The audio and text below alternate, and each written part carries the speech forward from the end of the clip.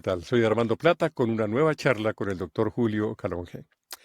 En el año 2019, en diciembre, para ser exactos, comenzó el COVID-19.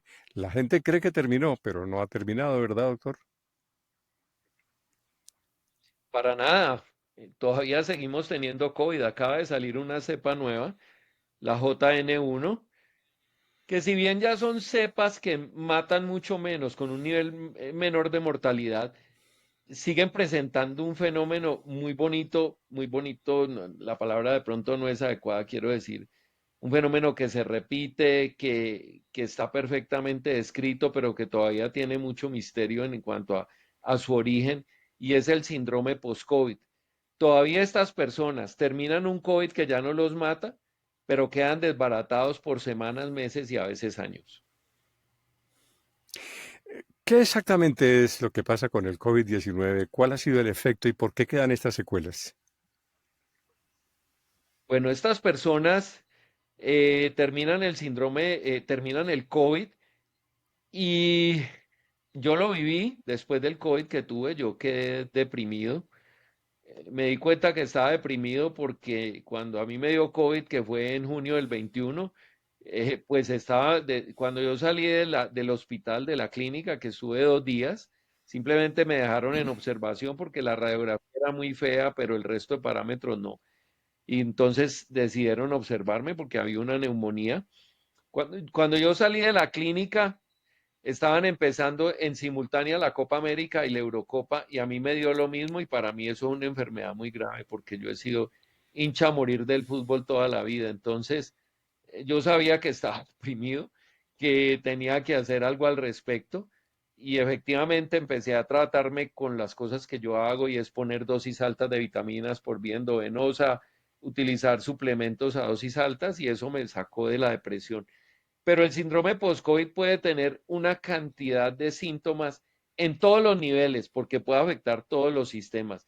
Y no necesariamente tiene que haber hecho un COVID severo para tener un síndrome post-COVID. Usted alguna vez describió que es como un huracán que entra, devasta, aunque sigue y se salva alguna parte de la región por donde va.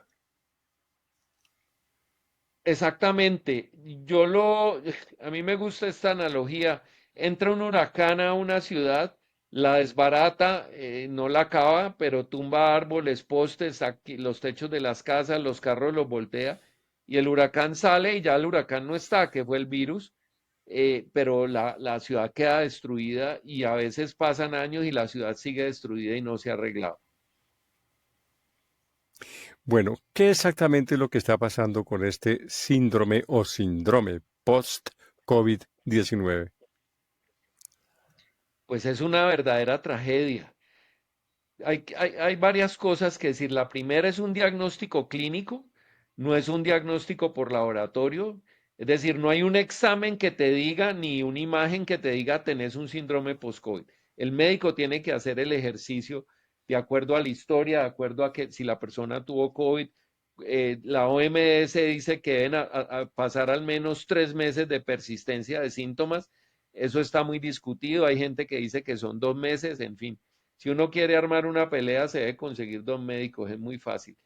Pero básicamente es la continuación de unos síntomas o la aparición de unos síntomas nuevos en una persona que ha tenido COVID. El más clásico, el síntoma más importante es el cansancio.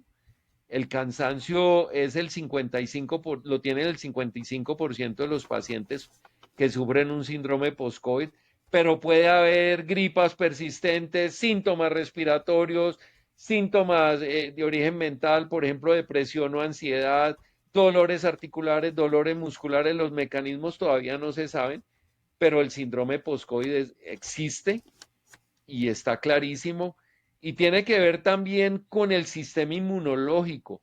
Yo siempre le hago a la gente esta analogía. Entró un ratón a un cuarto y uno lo puede ahuyentar o lo puede matar. Uno lo puede ahuyentar tirándole un zapato o uno lo puede matar tirándole una granada de fragmentación, pero el techo se le va a caer a uno encima y uno se va a morir también. A veces este virus es muy raro el virus del COVID es un virus bizarro de un comportamiento totalmente extraño, no se parece a ningún otro virus, parece más una enfermedad autoinmune. Estoy hablando de tipo lupus, artritis reumatoidea, todo este tipo de enfermedades. Y este virus al entrar genera a veces unas hiperrespuestas en el paciente que tienen que ver pues con el desenlace. Muchas veces esas hiperrespuestas terminan matando al paciente, o sea, su mismo sistema inmunológico lo mata, pero también tienen que ver con qué va a presentar esa persona después que termine el COVID, que es lo que estamos hablando en este programa, que es el síndrome post-COVID. Pues usted ha dicho que da gripas, síntomas respiratorios, problemas de depresión, de ansiedad, dolores y finalmente habló del sistema inmunológico. Básicamente es reforzar el sistema inmune. Uno, como uno tiene una educación lineal y mecánica y uno trata de reducir las cosas siempre, entonces uno piensa que el sistema inmunológico es un on-off, quiero decir, o lo aceleramos o lo frenamos, y el sistema inmunológico es mucho más complejo que eso. Es un sistema muy complicado, no tiene que ver con acelerarlo o disminuirlo. Pues obviamente uno puede llegar a pensar de esa manera y todos lo hacemos, incluyendo los médicos también pensamos de esa manera, pero el sistema inmunológico es muy complejo. Entonces lo que se trata, lo que busca uno es que ese sistema inmunológico no siga creando un exceso de inflamación, que aparentemente es el denominador del post-COVID, el denominador común del post-COVID. Es como bajarle el volumen a algo, como atenuarlo, como esa inflamación vamos a quitarla, que no. La inflamación es una cosa excelente para uno poder hacer cicatrización y para uno cumplir unos procesos fisiológicos en el cuerpo, pero cuando se sale de madre termina haciendo daño. Entonces lo que hace uno es utilizar sustancias desde el punto de vista de la nutrición ortomolecular, desde el punto de vista de lo que la gente llama los sueros, y es poner sustancias que pueden atenuar esa inflamación, sustancias que pueden activar una parte tan importante de la célula como la mitocondria, que queda golpeada, que queda enferma después de un COVID, con vitamina C, ozono, quiero decir, minerales que son supremamente importantes en un proceso inmunológico como el cobre, el selenio, el zinc. En fin, hay una cantidad de sustancias que nos pueden ayudar a manejar un síndrome post-COVID con mucho éxito. Yo tengo muy buena experiencia. He tenido pacientes muy jodidos que los he sacado de un hueco con todo este tipo de terapias, obviamente poniendo agujas, terapia neural, dando suplementos, pero funciona muy, muy bien y la gente sale de un hueco que creía que no podía salir, porque tristemente la medicina convencional no tiene una respuesta todavía terapéutica al síndrome post-COVID. Bueno, estamos hablando de un hueco bastante complicado post-COVID, pero estamos hablando también de que nosotros con nuestros hábitos podemos ayudar, contribuir. ¿Qué hábitos entonces para una persona que ha tenido un COVID, se recuperó, puede tener en adelante para mitigar algo de todo lo que usted nos está hablando? Bueno, buenísima pregunta, porque en medio de lo que uno proyecta como terapias, pues se me había olvidado nombrar algo tan importante como la alimentación. Hay alimentos proinflamatorios, hay alimentos que pueden ayudar a desinflamar. ¿Cuáles son estos alimentos que pueden ayudar a desinflamar? Todos los vegetales. Fantástico. Los extractos vegetales. Vamos a hacer un programa de extractos vegetales muy pronto, pero me interesa por el momento decirles que ciertos alimentos ayudan a producir desinflamación. El aceite de oliva es maravilloso para desinflamar.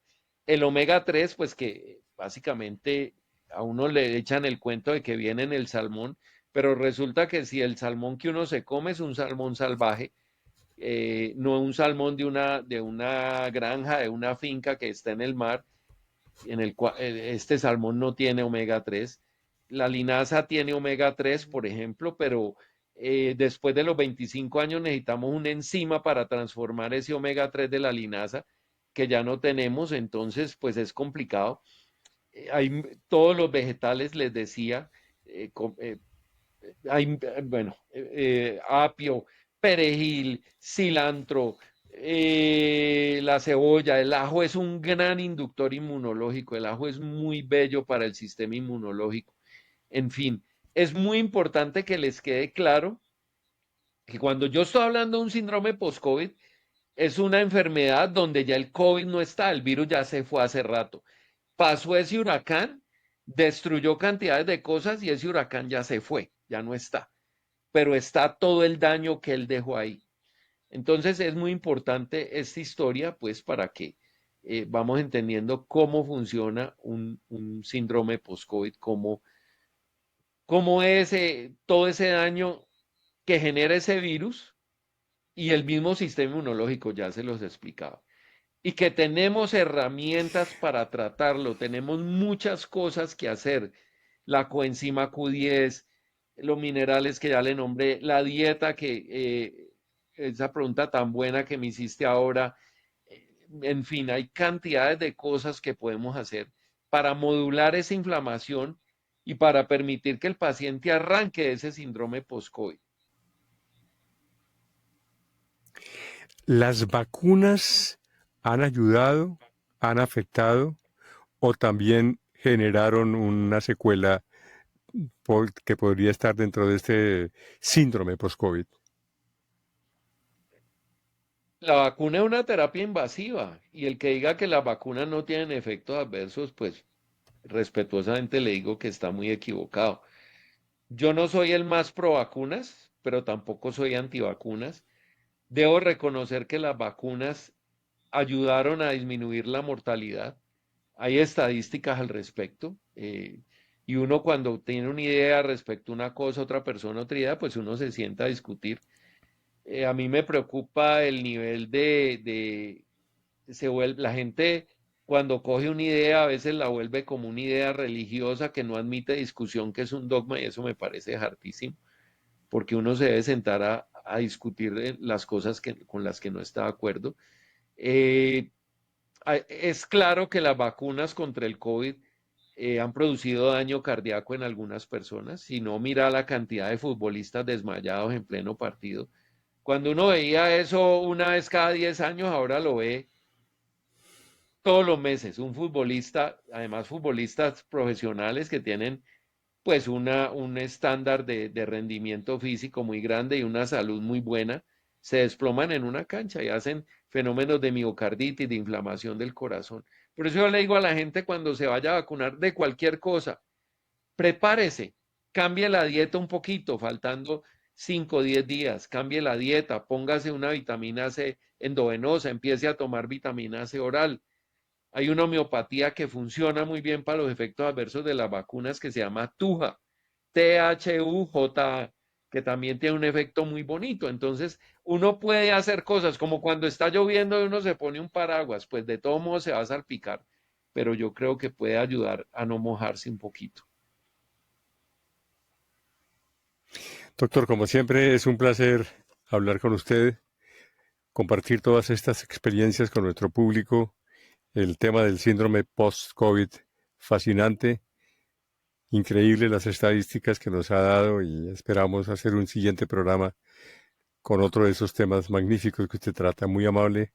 Tenga usted una muy buena Muchas noche. gracias, Armando. Muy feliz noche. Chao. Bueno.